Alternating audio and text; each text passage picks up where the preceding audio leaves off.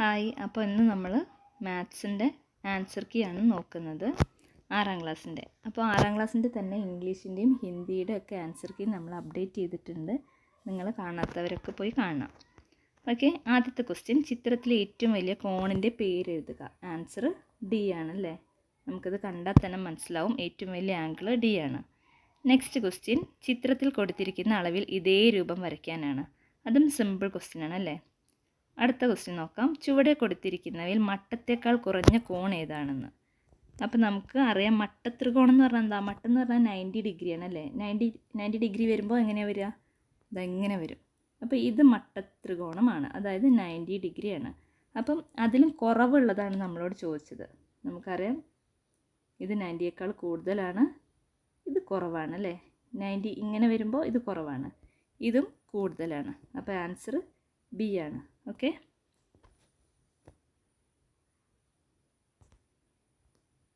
ഇനി അടുത്ത ക്വസ്റ്റ്യൻ നോക്കാം. 6ാം ക്ലാസ്സിലെ 5 കുട്ടികളുടെ ഭാരം ചുവടെ കൊടുത്തിരിക്കുന്നു. നിങ്ങൾ കണ്ടല്ലോ, ഈ ബോക്സൊക്കെ കണ്ടല്ലോ.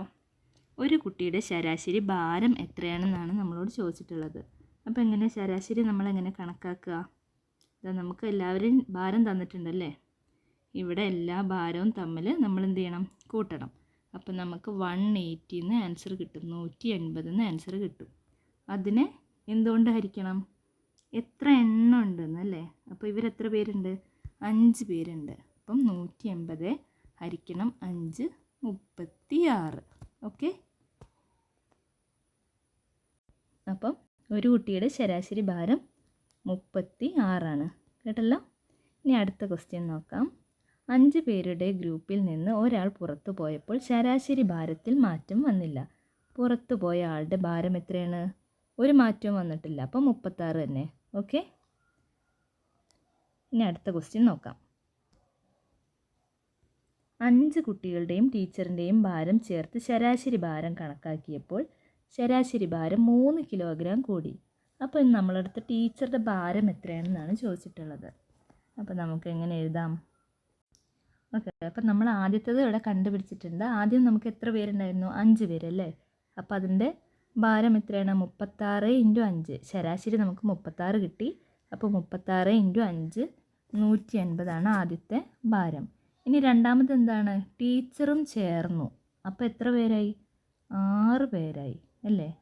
ടീച്ചറും ചേർന്നപ്പോൾ ഭാരം കണക്കാക്കിയപ്പം ശരാശരി ഭാരം 3 കിലോഗ്രാം കൂടി. അപ്പോൾ ആദ്യത്തെ ശരാശരി 36 അതിനേക്കാൾ 3 കിലോ കൂടി എന്ന് പറയുമ്പോൾ 36 കൂട്ടണം 3 എത്രയാ?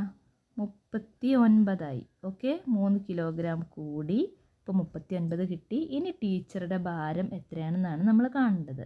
അപ്പോൾ എങ്ങനെയാണ്? ഇപ്പം നേരത്തെ ചെയ്ത പോലെ തന്നെ ചെയ്യാം. അപ്പം നമുക്ക് ഇവിടെ ഇപ്പോൾ 39 കിട്ടി. 39 × 6. ഈ 6 എവിടെ നിന്ന് വന്നതാ? 6 ആയി അല്ലേ. അവരുടെ എണ്ണം 6 ആയി. അപ്പം നമുക്ക് ആൻസർ എത്ര കിട്ടും? 39 × 6 234 കിട്ടും. 234. ഓക്കെ. ഇനി ടീച്ചറുടെ ഭാരം കാണാൻ എന്താ ചെയ്യേണ്ടത്? 234 - 180 ചെയ്താൽ മതി അല്ലേ. അപ്പം നമുക്ക് എത്ര കിട്ടും? 54 കിട്ടും. ഓക്കെ. ഇതാണ് ടീച്ചറുടെ ഭാരം. ഓക്കെ. ഇനി അടുത്ത ക്വസ്റ്റ്യൻ നോക്കാം. 3 കിലോഗ്രാം പഞ്ചസാര ഒരേപോലെയുള്ള 5 പാക്കറ്റുകളിലായി നിറച്ചു. ഒരു പാക്കറ്റിൽ എത്ര കിലോഗ്രാം പഞ്ചസാരയുണ്ട്? അപ്പോൾ എങ്ങനെയാണ് നമ്മളത് എഴുതുക? നമുക്കറിയാം 3/5. 5 പാക്കറ്റിലാക്കിയിട്ടാണ് നിറയ്ക്കേണ്ടത് അല്ലേ. അപ്പം ഒരു പാക്കറ്റിൽ 3/5. അടുത്ത ക്വസ്റ്റ്യൻ നോക്കാം. നീനു അതിൽ നിന്ന് 3 പാക്കറ്റ് പഞ്ചസാര എടുത്തു. 3 പാക്കറ്റിലും കൂടി എത്ര കിലോഗ്രാം പഞ്ചസാരയുണ്ട്? അതെങ്ങനെയാണ് കാണുക? അപ്പോൾ ഒരു പാക്കറ്റ് എന്ന് പറയുന്നത് 3/5. അപ്പം ഇൻറ്റു നീനും 3 പാക്കറ്റാണ് എടുത്തത്. അപ്പോൾ ആൻസർ എത്ര കിട്ടും നമുക്ക്? 9/5 എന്ന് കിട്ടും അല്ലേ. ഇനി വേറൊരു വഴിയുണ്ട്. നമുക്ക് ഇങ്ങനെ തന്നെ എഴുതി കൂട്ടി നോക്കാം. 3/5 കൂട്ടണം 3/5. അങ്ങനെ എത്ര തവണ എഴുതണം? 3 തവണ എഴുതണം. അപ്പം നമുക്ക് എത്ര കിട്ടും? 3 3 6 3 9. 9/ സെയിം തന്നെ 5. ഓക്കെ. കിട്ടിയില്ലേ? അപ്പം 9/5 നമ്മുടെ ആൻസർ. 9/5 മറ്റൊരു രീതിയിൽ നമുക്ക് എങ്ങനെ എഴുതാൻ സാധിക്കുക? 1/4/5 എന്ന് എഴുതാം അല്ലേ. അപ്പം 9/5 എന്ന് എഴുതിയാലും ശരിയാണ്, 1/4/5 എന്ന് എഴുതിയാലും ശരിയാണ്. ഓക്കെ, മനസ്സിലായല്ലോ. ഇവിടെ ഞാൻ കാണിക്കാം ഇതെങ്ങനെ എഴുതിയതെന്ന്.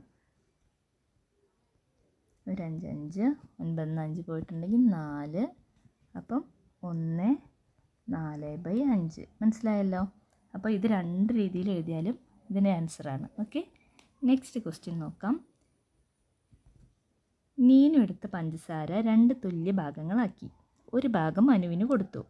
അനുവിന് എത്ര കിലോഗ്രാം പഞ്ചസാര കിട്ടിയെന്നാണ് നമ്മളടുത്ത് ചോദിച്ചത്. ഓക്കെ, അതിൻ്റെ ആൻസർ കണ്ടെത്താം. നമ്മൾ ഓൾറെഡി ഇവിടെ കണ്ടെത്തിയിട്ടുണ്ട് 9/5 ആണെന്നുള്ളത് അല്ലേ. അപ്പം 9/5 ഇൻറ്റു 1/2. നീനു എടുത്ത പഞ്ചസാര 2 തുല്യ ഭാഗങ്ങളാക്കി, അതാണ് ഇവിടെ എഴുതിയത് കേട്ടോ, 1/2. അങ്ങനെയാണെന്നുണ്ടെങ്കിൽ ആൻസർ എത്രയാണ്? 9/10 അനുവിന് കിട്ടിയ പഞ്ചസാര. മനസ്സിലായല്ലോ. ഇത് ഇൻറ്റു ചെയ്ത് എഴുതി, ഇത് രണ്ടും ഇൻറ്റു ചെയ്ത് എഴുതി, ഇത് രണ്ടും ഇൻറ്റു ചെയ്ത് എഴുതി. അപ്പം അനുവിന് എത്ര കിട്ടി? 9/10. ഇനി അടുത്ത ക്വസ്റ്റ്യൻ നോക്കാം. താഴെ കൊടുത്തിരിക്കുന്നവയിൽ ഒന്നിന് തുല്യമല്ലാത്തത് ഏതെന്നാണ്. ഓക്കെ, അപ്പോൾ അത് നമുക്ക് ക്രിയ ചെയ്ത് നോക്കാം. ഓക്കെ, അപ്പം നമുക്ക് ക്രിയ നോക്കാം. ആദ്യത്തെ തന്നെ ശ്രദ്ധിക്കണേ. ഓക്കെ, നമ്മൾ എങ്ങനെ മാറ്റി എഴുതാം? 4 ഇൻറ്റു 1/4 എഴുതുമ്പം ഒരു 4 4, താഴെയുള്ള 4 അതേപോലെ എഴുതി. അപ്പം 4/4 എന്ന് പറഞ്ഞാൽ 1 ആണല്ലേ. അപ്പോൾ അത് അല്ല ആൻസർ. അടുത്തത് ബി നോക്കാം. 3/4 ഇൻറ്റു 4/3. 3 4 12, ഇവിടെ 4 3 12. 12 ഡിവൈഡഡ് ബൈ 12 1 ആണല്ലേ, അതും അല്ല ആൻസർ. ഇനി അടുത്തത് നോക്കൂ. ഇതാ 1/10 ഇൻറ്റു 5, അത് കിട്ടുമ്പോൾ നമുക്ക് 5/10 കിട്ടും. ഇനി ഡി ആണെങ്കിലോ 2 1/2 ഇൻറ്റു 2/5. അതെങ്ങനെ ചെയ്യും? ഈ 2 4, 4 1 5, അപ്പോൾ 5/2 എന്ന് എഴുതും. ഇൻറ്റു ഈ 2/5 ഇവിടെ എഴുതും. അപ്പം 5 ഇൻറ്റു 2 10 ഡിവൈഡഡ് ബൈ 2 ഇൻറ്റു 5 10. അപ്പോൾ 10/10 എന്ന് പറഞ്ഞാൽ 1 ആണ്. അപ്പം ഇതെല്ലാം 1 ആണല്ലേ. ഇതിൽ പെടാത്തത് ഏതാ? 5/10 ആണ്. അപ്പം ആൻസർ സി ആണ്. ഓക്കെ, സി ആണ് അതിൻ്റെ ആൻസർ. അടുത്തതൊരു സിമ്പിൾ ക്വസ്റ്റ്യൻ ആണ്. ചിത്രത്തിൽ വൃത്തത്തെ തുല്യ ഭാഗങ്ങളാക്കിയിരിക്കുന്നു. ഷെയ്ഡ് ചെയ്ത വൃത്തഭാഗത്തെ സൂചിപ്പിക്കുന്ന ഭിന്നസംഖ്യ എഴുതാനാണ് നമ്മളോട് പറഞ്ഞത്. ഭിന്നസംഖ്യ. അപ്പോൾ ഇത് എത്ര ഭാഗങ്ങളാണ് ആക്കിയത്? 1 2 3 4 5 6 7 8 9 10 11 12. 12ൽ 2 ഭാഗമാണ് ഷെയ്ഡ് ചെയ്തത് അല്ലേ. അപ്പോൾ നമ്മൾ എങ്ങനെ എഴുതും? 2/12. മനസ്സിലായല്ലോ, 2/12 അതാണ് എയുടെ ആൻസർ. ഇനി ഷെയ്ഡ് ചെയ്ത വൃത്തഭാഗത്തിൻ്റെ കോണളവ് എത്രയെന്നാണ് ചോദിച്ചിട്ടുള്ളത്. ഓക്കെ, കോണളവ്. അപ്പോൾ നമുക്കറിയാം ഒരു സർക്കിൾ മൊത്തം, ഒരു വൃത്തത്തിൻ്റെ ആംഗിൾ മൊത്തം എത്രയാണ്? 360 അല്ലേ, 360. ഓക്കെ, സർക്കിൾ മൊത്തം വരുമ്പോൾ 360 ആംഗിൾ കിട്ടും. ഇനി അതിന് 360ന് 12 ഭാഗങ്ങളാക്കുമ്പോൾ ഓരോ ഭാഗത്തിലെയും കോണളവ് എന്ന് പറഞ്ഞത് 30 ഡിഗ്രിയാണ് കേട്ടോ. ഒരു കോണിൻ്റെ അളവ് എന്ന് പറയുന്നത് 30 ഡിഗ്രി ആയിരിക്കും. മനസ്സിലായല്ലോ. അപ്പം ഇത് 30 ഡിഗ്രി, അതുപോലെ തന്നെ ഇതും 30 ഡിഗ്രി. അപ്പോൾ 30 30 60 ഡിഗ്രി. ഷെയ്ഡ് ചെയ്ത് കോണളവ് എത്രയാണ്? 60 ഡിഗ്രി. ഓക്കെ, അപ്പോൾ നമ്മൾ പറഞ്ഞു ഇത് 12 ഭാഗങ്ങളുണ്ടെന്ന് പറഞ്ഞല്ലേ. ഓക്കെ, 12 ഭാഗങ്ങളുണ്ട്. അതിൽ 2 ഭാഗമാണ് ഷെയ്ഡ് ചെയ്തത്. അപ്പോൾ 2/12 ഇൻറ്റു 360. ഒരു വൃത്തത്തിൻ്റെ ടോട്ടൽ ആംഗിൾ 360 അപ്പോൾ നമുക്ക് എത്ര കിട്ടും?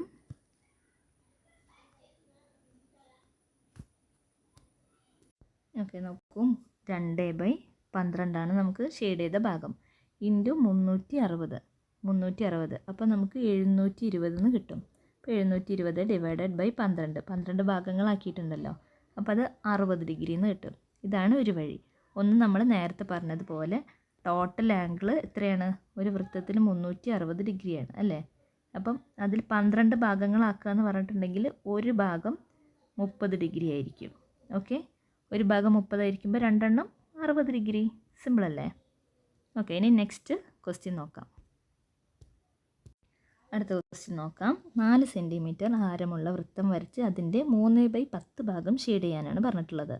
ഓക്കെ, അപ്പം നമ്മൾ ഇതുപോലെ ഒരു വൃത്തം വരയ്ക്കുക, അതിനെ 10 ഭാഗങ്ങളാക്കുക, എന്നിട്ട് അതിൻ്റെ 3 ഭാഗം ഷെയ്ഡ് ചെയ്യണം അല്ലേ?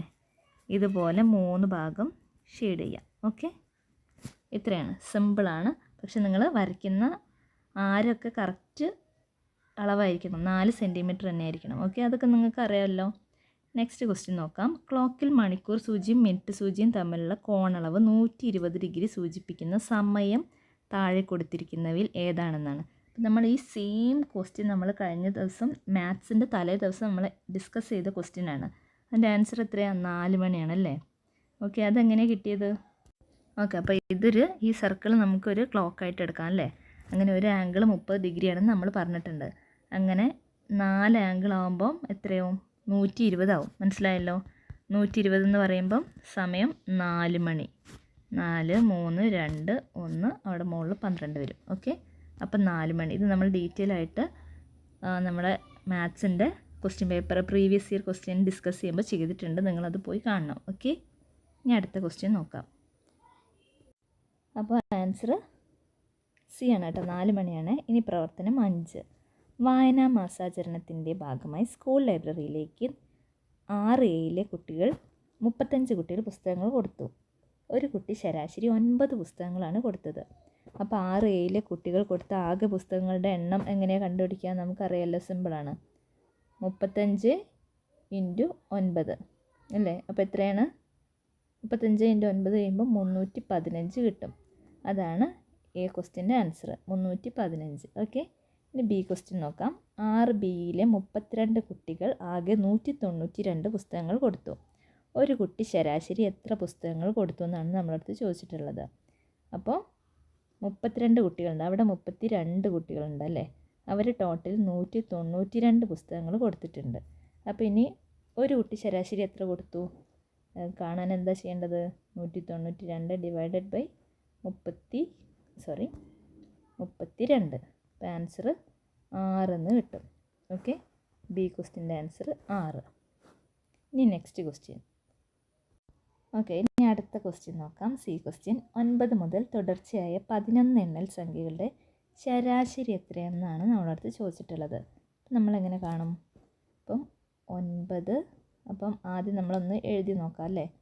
9, 10, 11, 12, 13, 14, 15, 16, 17, 18, 19. ഓക്കെ, അപ്പോൾ ഇതിൻ്റെ തുടർച്ചയായ 11 എണ്ണൽ സംഖ്യ ആയില്ലേ? ഇപ്പോൾ 11 എണ്ണൽ സംഖ്യ ആയില്ലേ? അതിൻ്റെ ശരാശരി എത്രയാണെന്നാണ് ചോദിച്ചിട്ടുള്ളത്. അപ്പോൾ ഒരു സിമ്പിൾ വഴി എന്ന് പറയുന്നത് ഇതിൻ്റെ മിഡിൽ ആയിട്ട് വരുന്ന സംഖ്യ ആയിരിക്കും അതിൻ്റെ ശരാശരി തുടർച്ചയായിട്ട് വരുന്നത്. ഓക്കെ, നിങ്ങൾക്ക് ഡൗട്ട് ഉണ്ടെങ്കിൽ നിങ്ങളിത് എല്ലാ സംഖ്യകളും 9 മുതൽ 19 വരെ കൂട്ടി നോക്കുക. കൂട്ടി നോക്കുമ്പോൾ നമുക്ക് ആൻസർ എന്ത് കിട്ടും? 154 എന്ന് ആൻസർ കിട്ടും. അതിൻ്റെ ശരാശരി എങ്ങനെയാണ് കാണുക? 154 ഡിവൈഡഡ് ബൈ 11. അപ്പോൾ നിങ്ങളത് ചെയ്ത് നോക്കിയിട്ടുണ്ടെങ്കിൽ നിങ്ങൾക്ക് അതിൻ്റെ ആൻസർ കിട്ടും, 14 എന്ന് ആൻസർ കിട്ടും. ഓക്കെ, അപ്പോൾ മനസ്സിലായല്ലോ? അപ്പോൾ അതിൻ്റെ ആൻസർ 14 ഓക്കെ, ഇനി അടുത്ത പ്രവർത്തനം നോക്കാം. ഒരു ചതുരവും സമചതുരവും ചേർത്ത് വെച്ച വലിയ ചതുരമാണ് ചിത്രത്തിൽ. വലിയ ചതുരത്തിൻ്റെ നീളം എത്ര മീറ്റർ ആണെന്നാണ് നമ്മളടുത്ത് ചോദിച്ചിട്ടുള്ളത്. അപ്പോൾ അതിന് നമ്മൾ എന്താ ചെയ്യേണ്ടത്? നമുക്ക് 2 നീളം തന്നിട്ടുണ്ടല്ലേ, 1, 1/2 കൂട്ടണം 3/4. ഇതും കൂട്ടിയാൽ പോരെ? ഓക്കെ, 1, 1/2 കൂട്ടണം 3/4. ഇത് നമ്മളെങ്ങനെ മാറ്റി എഴുതും? ഇതിനെങ്ങനെ മാറ്റി എഴുതും? 3/4 എന്ന് നമുക്കിതിനെ മാറ്റി എഴുതാം അല്ലേ? സോറി, 3/4 അല്ല, 3/2 എന്ന് ഇതിനെ മാറ്റി എഴുതാം. നിങ്ങൾക്ക് മനസ്സിലാവുന്നുണ്ടല്ലോ? 1, 1/2 നമ്മൾ 3/2 എന്ന് മാറ്റി എഴുതി. കൂട്ടണം 3/4. അപ്പോൾ എത്ര കിട്ടും നമുക്ക്? ഓക്കെ, ഇനി നമുക്ക് കൂട്ടാൻ എളുപ്പമല്ലേ?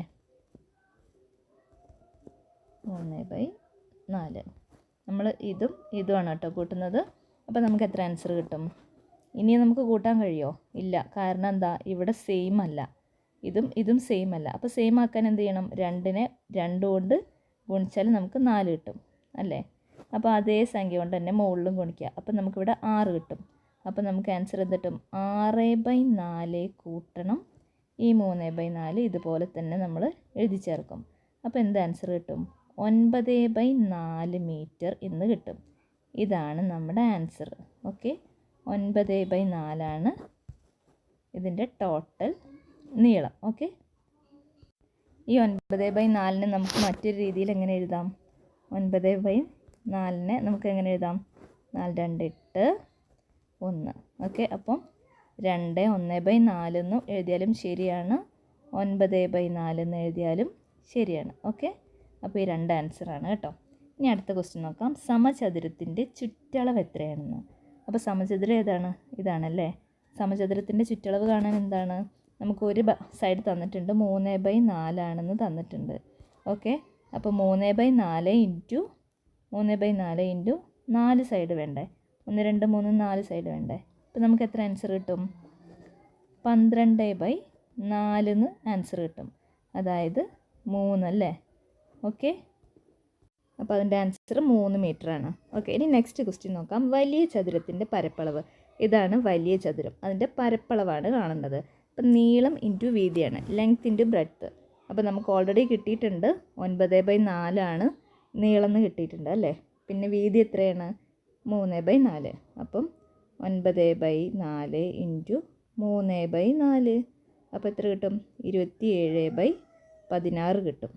27/16 എഴുതിയാൽ ശരിയാണ്. മറ്റൊരു രീതിയിൽ നമ്മൾ എങ്ങനെ എഴുതാം? 27/16 എന്നുള്ളത് ഇങ്ങനെ എഴുതി നോക്കിക്കൂടെ? അപ്പം നമുക്കിവിടെ 11 ആൻസർ കിട്ടും. അപ്പം 11/16 എന്ന് എഴുതിയാലും ശരിയാണ്, 27/16 എന്ന് എഴുതിയാലും ശരിയാണ്. ഓക്കെ, ഇനി അടുത്ത ക്വസ്റ്റ്യൻ നോക്കാം. ഓക്കെ, പ്രവർത്തനം 7. പഠന പ്രവർത്തനത്തിൻ്റെ ഭാഗമായി 6ാം ക്ലാസ്സിലെ 6 വിദ്യാർത്ഥികൾ താഴെ പറയും പ്രകാരം മഞ്ചാടി കൊണ്ടുവന്നു. ഇവിടെ പേരുണ്ട്, എണ്ണമുണ്ട് കേട്ടോ. 6ാം ക്ലാസ്സിലെ വിദ്യാർത്ഥികളാണ്, 6 വിദ്യാർത്ഥികൾ. ഒരു കുട്ടി ശരാശരി എത്ര മഞ്ചാടി കൊണ്ടുവന്നു? നമ്മൾ എന്താ ചെയ്യേണ്ടത്? ഈ എണ്ണം ഡിവൈഡഡ് ബൈ ഈ ടോട്ടൽ എത്രയാണ്? ഇത് കൂട്ടിയിട്ടുണ്ടെങ്കിൽ നമുക്ക് 240 എന്ന് കിട്ടും. പിന്നെ എത്ര കുട്ടികളാണ്? 1 2 3 4 5 6 പേരുണ്ടല്ലേ. അപ്പോൾ 240 ഡിവൈഡഡ് ബൈ 6 40. ഓക്കെ, എ ക്വസ്റ്റ്യൻ്റെ ആൻസർ 40. അടുത്ത ക്വസ്റ്റ്യൻ. ഈ ഗ്രൂപ്പിൽ 2 കുട്ടികൾ പുതുതായി വന്നു. ഓരോരുത്തരും 44 മഞ്ചാടികൾ വീതം കൊണ്ടുവന്നു. അപ്പോൾ ഈ ഗ്രൂപ്പിൽ ഒരു കുട്ടി കൊണ്ടുവന്ന മഞ്ചാടിയുടെ ശരാശരി എണ്ണം എത്രയാണെന്നാണ് ചോദിച്ചത്. അപ്പോൾ വന്ന ആൾക്കാർ 44 വീതം കൊണ്ടുവന്നിട്ടുണ്ട്. അപ്പോൾ 44 വീതം എത്ര പേരാണ് കൊണ്ടുവന്നത്? 2 പേര്. അപ്പോൾ 44 ഇൻറ്റു 2 എത്രയാണ്? 88 അല്ലേ. ഓക്കെ, അപ്പോൾ ഇനി എത്ര മഞ്ചാടിക്കുരു ശരാശരി എണ്ണം കാണാനാണ് പറഞ്ഞത്. അപ്പം ഓൾറെഡി നമുക്ക് 240 കിട്ടിയിട്ടുണ്ട്, കൂട്ടണം ഈ 88 വേണം അല്ലേ. പുതുതായിട്ട് കൊണ്ടുവന്ന ഈ 88 മഞ്ചാടിക്കുരു. അപ്പോൾ ടോട്ടൽ നമുക്ക് 328. ഇതാണ് അതിൻ്റെ ആൻസർ. 328 എണ്ണമാണ് ഉള്ളത്. ഓക്കെ, ഇനി നെക്സ്റ്റ് ക്വസ്റ്റ്യൻ നോക്കാം. 8 പേരെയും പരിഗണിച്ചാൽ ഒരാളുടെ ശരാശരി 50 തികയ്ക്കാൻ എത്ര മഞ്ചാടിക്കുരു വേണം? ഓക്കെ, അപ്പോൾ എത്ര വേണം? അപ്പോൾ നമുക്ക് അതിൻ്റെ മുന്നേ 328 നമ്മൾ കണ്ടുപിടിച്ചിട്ടുണ്ട്. 328 നമ്മൾ കണ്ടുപിടിച്ചു. ഈ 328 ഈ ബി ക്വസ്റ്റ്യൻ ആട്ടോ നമ്മൾ ചെയ്യുന്നത്. ഒന്നുകൂടെ ശ്രദ്ധിക്കാം. ഓക്കെ, ഒന്നുകൂടെ ശ്രദ്ധിക്കണേ. ബി ക്വസ്റ്റ്യൻ ഒന്നുകൂടെ നോക്കണേ. അപ്പം 2 കുട്ടികൾ പുതുതായിട്ട് വന്നു. ഓരോരുത്തരും 44 മഞ്ചാടികൾ വീതം കൊണ്ടുവന്നു. അപ്പോൾ ഒരാൾ 44 എന്ന് പറഞ്ഞപ്പോൾ നമ്മൾ നേരത്തെ തന്നെ പറഞ്ഞു, ഒരാൾ 44 ആണെങ്കിൽ 2 പേരെത്രയാണ് കൊണ്ടുവന്നത്? 88 ആണ് അല്ലേ. ഓക്കെ, അപ്പം ഈ ഗ്രൂപ്പിൽ ഒരു കുട്ടി കൊണ്ടുവന്ന മഞ്ചാടിയുടെ ശരാശരി എണ്ണം. അപ്പം 240 കൂട്ടണം 88 നമുക്ക് 328 കിട്ടും. Divided by 8. 2 പേരല്ലേ വന്നത്. അപ്പം 6 കൂട്ടണം 2 8. 328 ഡിവൈഡഡ് ബൈ 8 41 ആണ് അതിൻ്റെ ആൻസർ. ഓക്കെ, 41. ഇനി അടുത്ത ക്വസ്റ്റ്യൻ നോക്കാം. 8 പേരെയും പരിഗണിച്ചാൽ ഒരാളുടെ ശരാശരി 50 തികയ്ക്കാൻ എത്ര മഞ്ചാടിക്കുരു വേണമെന്നാണ്. ഇതിന് 2 വഴികളുണ്ട്. അപ്പം 8 പേരെയും പരിഗണിച്ചാൽ ഒരാളുടെ ശരാശരി 50 തികയ്ക്കണം. അപ്പം അതിന് നമ്മൾ എന്ത് ചെയ്യണം? ഒരു വഴി എന്ന് പറയുന്നത് 50 ഇൻറ്റു 8 എന്ന് പറഞ്ഞിട്ടുണ്ടെങ്കിൽ എത്രയാണ്? നമുക്ക് 400 ആണ്.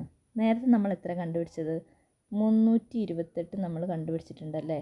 ആ 2 പേരും കൂടി വരുമ്പോഴുള്ള 328 ഉണ്ട്. അപ്പോൾ ഈ 400 നിന്ന് 328 മൈനസ് ചെയ്താൽ നമുക്ക് 72 എന്ന് ആൻസർ കിട്ടും. ഇതാണ് ഒരു വഴി. ഓക്കെ, മനസ്സിലായല്ലോ. ഇനി അടുത്ത ഒരു സിമ്പിളായിട്ടുള്ള വഴി പറഞ്ഞു തരാം. ഇവരൊക്കെ നമുക്ക് എന്താ ചെയ്യേണ്ടത്? ഒരാൾക്ക് 50 തികയ്ക്കണം. ഓക്കെ, അപ്പോൾ ഏറ്റവും മുകളിലുള്ള ആൾക്ക് എത്ര വേണം? 50 തികയ്ക്കാൻ 40 അയാളുടെ കയ്യിലുണ്ട്. അപ്പോൾ നമുക്ക് 10 എണ്ണം കൊടുക്കണം അല്ലേ. ഇനി അടുത്ത ആൾക്കോ 8 കൊടുത്താൽ 50 ആവും. 40 + 10 50, 42 + 8 50. അടുത്ത ആൾക്ക് 6 വേണം, തൊട്ടടുത്ത ആൾക്ക് 14 വേണം, തൊട്ടടുത്ത ആൾക്ക് 18, പിന്നെ 4. ഓക്കെ, പിന്നീടുള്ള ആളുകൾ എത്ര കൊണ്ടുവന്നത്? 44ഉം 44ഉം, അതായത് 88. അപ്പം അവർക്ക് എത്ര വേണം? 6 6. അപ്പോൾ ഇതെല്ലാം ടോട്ടൽ ചെയ്യുമ്പോൾ നമുക്ക് 72 എന്ന് ആൻസർ കിട്ടും. ഓക്കെ, മനസ്സിലായോ നിങ്ങൾക്ക്? ഇവർക്കൊക്കെ 50 തികയ്ക്കുക വേണ്ടത്. അപ്പോൾ നിങ്ങൾ നോക്കൂ, ഇവരുടെ കയ്യിലുള്ള ഇപ്പോഴുള്ള എണ്ണം എത്രയാണെന്ന് നോക്കുക. അതിലേക്ക് 50 എത്തിക്കാൻ എത്ര എണ്ണം ചേർത്ത് കൊടുക്കണം എന്ന് നോക്കുക. അപ്പോൾ നമുക്ക് 10, 8, 6, 14, 18, 4. പിന്നെ 2 ആൾക്കാർ എക്സ്ട്രാ വന്നില്ലേ, 44 ആയിട്ട് 2 പേര് വന്നില്ലേ. അപ്പോൾ അവർക്ക് എത്രയുണ്ട്? 44ലേക്ക് ഒരാൾക്ക് 6 കൊടുത്താൽ 50 ആയി, അടുത്ത ആൾക്ക് 6 കൊടുത്താൽ 50 ആയി. ഇതെല്ലാം കൂട്ടിയാൽ നമുക്ക് 72 എന്ന് ആൻസർ കിട്ടും. ഓക്കെ, ഇനി അടുത്ത ക്വസ്റ്റ്യൻ നോക്കാം. ഓക്കെ, വീടുകളിൽ വിതരണത്തിനായി മേരി 5 കുപ്പികളിലായി പാലൊഴിച്ച് വെച്ചു. കുപ്പികളിൽ പാലിൻ്റെ ആകെ അളവ് എത്രയെന്നാണ് ചോദിച്ചിട്ടുള്ളത്. അപ്പം നമുക്കത് ഈസി അല്ലേ, കൂട്ടി നോക്കാം. ഇവിടെ 1.5 ലിറ്റർ, 1.25 ലിറ്റർ. ഓക്കെ, അപ്പോൾ 1 ലിറ്റർ 1 ലിറ്റർ 2 ലിറ്റർ, ഇവിടെ 1 ലിറ്റർ ഉണ്ടല്ലേ, 3 ലിറ്റർ 3 ലിറ്റർ, പിന്നെ അരയും അരയും ചേർന്നാൽ 4 ലിറ്റർ, പിന്നെ ബാക്കിയുള്ളത് ചേർന്നാൽ എത്രയായി? 5 ലിറ്റർ. ഇവിടെ കാലും മുക്കാലും 5 ലിറ്ററായി. അപ്പോൾ എത്രയായി? 5/3/4. മനസ്സിലാവുന്നുണ്ടോ നിങ്ങൾക്ക്? 5/3/4 പാലിൻ്റെ ആകെ അളവ്. ഓക്കെ, അപ്പോൾ ഒന്നുകൂടെ നോക്കാം. ഇവിടെ ഓൾറെഡി 1 ലിറ്റർ ഉണ്ട്, ഇവിടെ 1 ലിറ്റർ ഉണ്ട്, ഇവിടെയും 1 ലിറ്റർ ഉണ്ട്. കണ്ടല്ലോ, 1/4, 1/3/4, 1/2 അല്ലേ. അപ്പോൾ ഈ 1 ലിറ്റർ 1 ലിറ്റർ ആയാലും എത്രയായി? ഇത് നമുക്ക് 3 എന്ന് കിട്ടി. പിന്നെയോ ഇവിടെ അരയുണ്ട്, ഇവിടെയും അരയുണ്ട്, അത് നമുക്ക് 1 കിട്ടി. അപ്പോൾ അടുത്തത് 1. ഇവിടെ കാലും മുക്കാലും ഉണ്ട് അല്ലേ, അത് നമുക്ക് 1. അപ്പോൾ എല്ലാം കഴിഞ്ഞ് ഇനി ബാക്കി ഏതാ? ഇതാണ് ബാക്കിയുള്ളത്. അപ്പം 3, 4, 5, 5/3/4. മനസ്സിലായല്ലോ, അതാണ് ആകെ പാലിൻ്റെ അളവ്. ഇനി അടുത്ത ക്വസ്റ്റ്യൻ നോക്കാം. ഏറ്റവും കൂടുതൽ പാലുള്ള കുപ്പിയിലെയും കുറവ് പാലുള്ള കുപ്പിയിലെയും അളവുകൾ തമ്മിലുള്ള വ്യത്യാസം എത്രയാണെന്നാണ്. അപ്പോൾ ഏറ്റവും കൂടുതലും കുറവുള്ളത് നമ്മൾ ആദ്യം കണ്ടുപിടിക്കണം. ഓക്കെ, അപ്പോൾ നമ്മൾ ഏറ്റവും കൂടുതൽ ഏതിലാണ്? 1.25 ലിറ്റർ ഉണ്ട് ഇതിൽ അല്ലേ. അപ്പം അതേ മൈനസ് ഇതിൽ 1/2 ലിറ്ററേ ഉള്ളൂ. ഓക്കെ, അപ്പം 1/3/4 മൈനസ് 1/2. അപ്പോൾ അതിൻ്റെ ആൻസർ നമുക്ക് ഇങ്ങനെ കിട്ടും. Okay, next question. ഓക്കെ, അടുത്ത ക്വസ്റ്റ്യൻ നോക്കാം. രവിക്ക് 2/3/4 ലിറ്റർ പാൽ വേണം. താഴെ കൊടുത്തിരിക്കുന്നതിൽ ഏത് സെറ്റ് കുപ്പി എടുത്താൽ 2/3/4 ലിറ്റർ ആകും? അപ്പോൾ അതേതാണ്? നമുക്ക് ഏതാ? 1, 2, 4. ഓപ്ഷൻ സി ആണ്. ഒന്ന് നോക്കാം. 1 ഏതാ? 1, 2, 4. അപ്പം 1/2 ലിറ്റർ, 1.5 ലിറ്റർ, പിന്നെ 3/4. ഓക്കെ, നമുക്ക് എത്രയാണ് വേണ്ടത്? 2/3/4. ഈ 1ഉം ഈ അരയും ചേർത്താൽ 1 അപ്പോൾ 1 1 2, 2/3/4. ഓക്കെ, അപ്പം ഇതൊക്കെയാണ് കുപ്പികൾ. മനസ്സിലായല്ലോ? 1, 2, 4. അപ്പം നിങ്ങൾക്ക് എല്ലാം ക്ലിയർ ആയെന്ന് വിചാരിക്കുന്നു. അപ്പം ഇനി അടുത്ത ക്വസ്റ്റ്യൻ നമ്മൾ അപ്ഡേറ്റ് ചെയ്യാം. Okay, question paper.